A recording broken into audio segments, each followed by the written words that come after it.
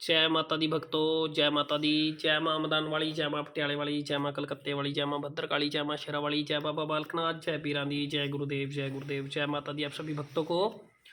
माता रानी की कृपा से आप सब कुशल मंगल होंगे। माता रानी की कृपा से आप सब ठीक ठाक होंगे, ऐसी माता रानी से कामना करते हुए आज की इस वीडियो में मैं आपको बताऊंगा कि जब हम जब तप करते हैं तो तब हम पर नेगेटिविटी का प्रभाव पड़ता है। तो वो नेगेटिविटी का प्रभाव हम पर किस तरीके से पड़ता है और उस समय पर हमारे साथ क्या क्या होता है और किस प्रकार का हमारे शरीर के ऊपर प्रभाव रहता है कि जब हमें जब करते समय नेगेटिविटी छू रही होती है और नेगेटिविटी उस समय पर ऊर्जा, नेगेटिव ऊर्जा हमें तंग करती है, तो उस समय पर हमारे शरीर पर क्या प्रभाव पड़ते हैं, जिस वजह से हमें जप करने में परेशानी होती है और जप करते समय वो नेगेटिव ऊर्जा हमें जप करने से रोक रही होती है कि इनका जप पूरा ना हो और ये जप ना कर पाए। उस वजह से वो क्या क्या अड़चन आपके जप के अंदर डालती है और किस प्रकार से आपको जप करने से रोक लगाती है,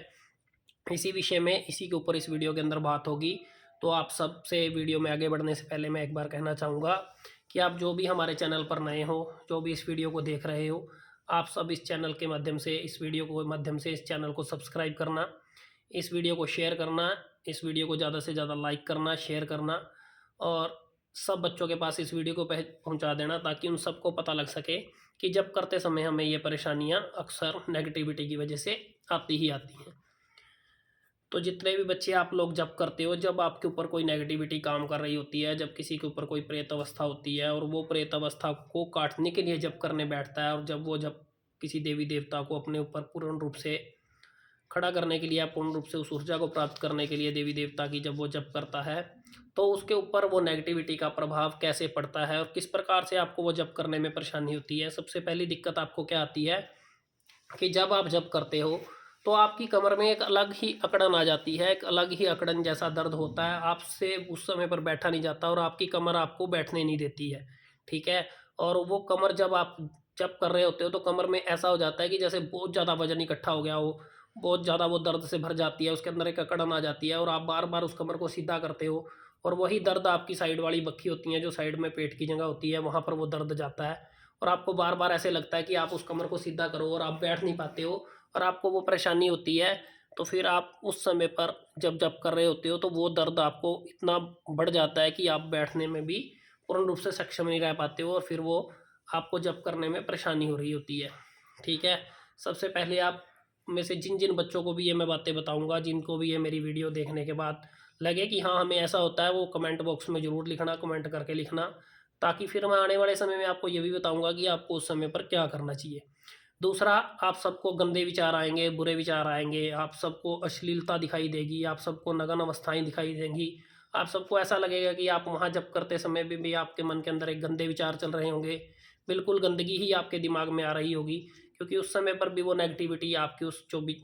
आप जब तब कर रहे हो, जो आप वहाँ पे ऊर्जा आपके साथ कनेक्ट हो रही है,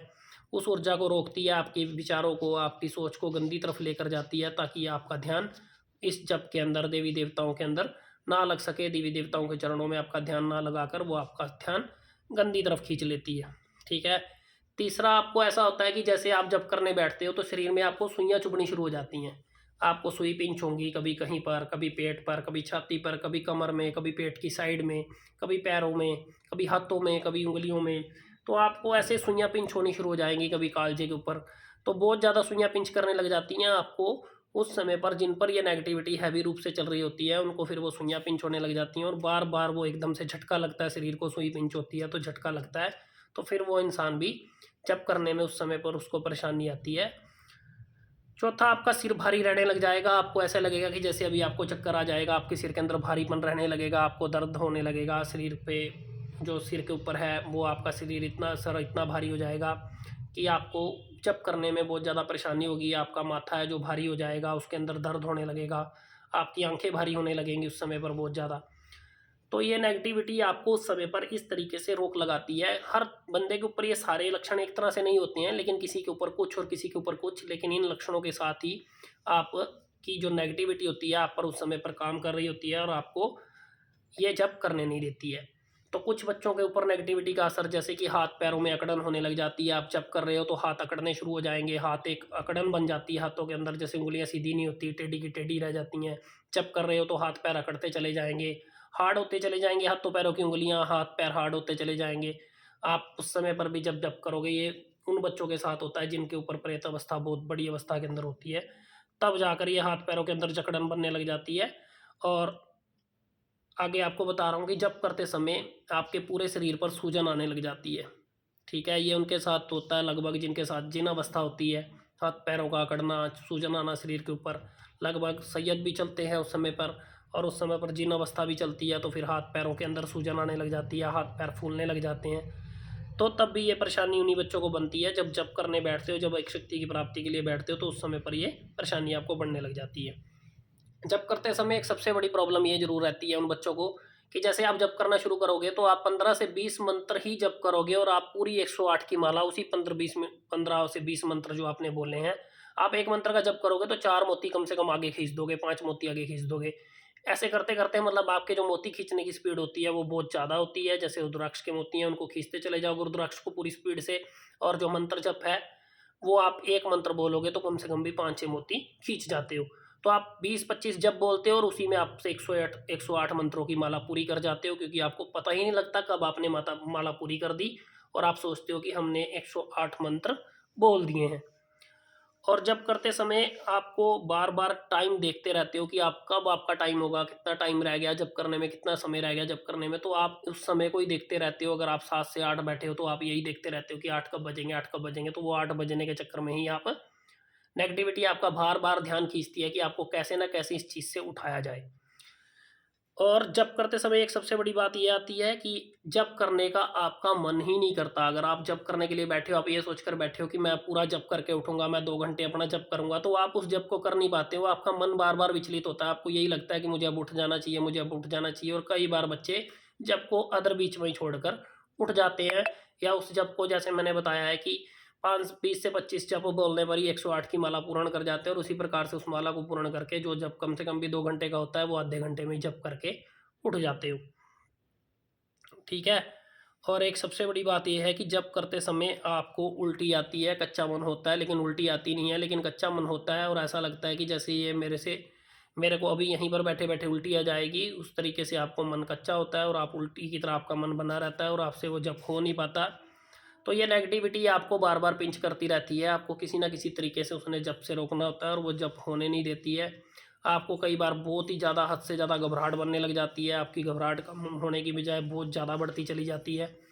तो इस प्रकार से कई और भी अवस्थाएं हैं जिसमें आपको जप करने में बहुत ज़्यादा परेशानी आती है, और लेकिन उसमें से मैंने कुछ अवस्थाएं आपको ये बताई हैं कि क्या अवस्था आ जाती है जब आप जप करने बैठते हो और जप करने में आपको परेशानी होती है।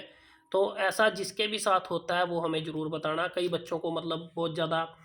नेगेटिविटी के कारण एलर्जी बनी होती है, एलर्जी बनने के कारण बहुत ज़्यादा खारिश होती है। जब भी वो जप करने बैठता तो उनको बहुत ज़्यादा इचिंग होने लग जाती है, वो जप छोड़कर वो भी अदर में ही उठ जाते हैं, या उनसे पूर्ण रूप से जप हो ही नहीं पाता। ठीक है। कई बच्चों को जप करते समय एक तो होता है कि जब मंत्र जप की अवस्था पूर्ण आगे बढ़ती चली जाती है तो एक नशा वो एक अलग होता है जो जिसमें नींद का नशा होता है। लेकिन मंत्र जप करते समय कईयों को ऐसा हो जाता है कि बिल्कुल आंखें घूम जाती हैं अंदर से, और वो एकदम ऐसा लगता है कि जैसे उनको बेहोशी की अवस्था जा रही है। तो जप करते समय वो बार बार उनकी बेहोशी की अवस्था बन जाती है, हाथ से माला खिसक जाती है, और मतलब शरीर सुन्न होने लग जाता है। तो ये सारी अवस्थाएं आपको प्रेत बाधा की वजह से लगती हैं, नेगेटिविटी की वजह से लगती हैं। और जिन जिन को भी ये अवस्था लगती है, आप मुझे कमेंट बॉक्स में ज़रूर लिख कर बताना। ठीक है। तो आपको आगे इनसे बाहर निकलने का भी तरीका हम बताएंगे। ठीक है, इसी वीडियो के माध्यम से, इसी चैनल के माध्यम से। और जो मैंने बताया है ये किस हद तक ठीक बताया है, जिस चीज़ को भी ऐसा होता है वो मुझे ज़रूर लिख कर बताना। ठीक है। और माता रानी आप सबको खुश रखे, माता रानी आप सबको, इस जैसा भी आपके साथ ये नेगेटिविटी चल रही है, माता रानी ये सब आप बच्चों से काट कर आप बच्चों को एक सुखमय जीवन दे, ऐसी माता रानी से कामना करते हुए फिर मिलेंगे अगली वीडियो में। जय माता दी, जय माँ मदान वाली, जय माँ पटियाले वाली, जय माँ कलकत्ते वाली, जय माँ भद्रकाली, जय माँ शेरा वाली, जय बाबा बालकनाथ, जय पीरा दी, जय गुरुदेव, जय गुरुदेव, जय माता दी आप सभी को।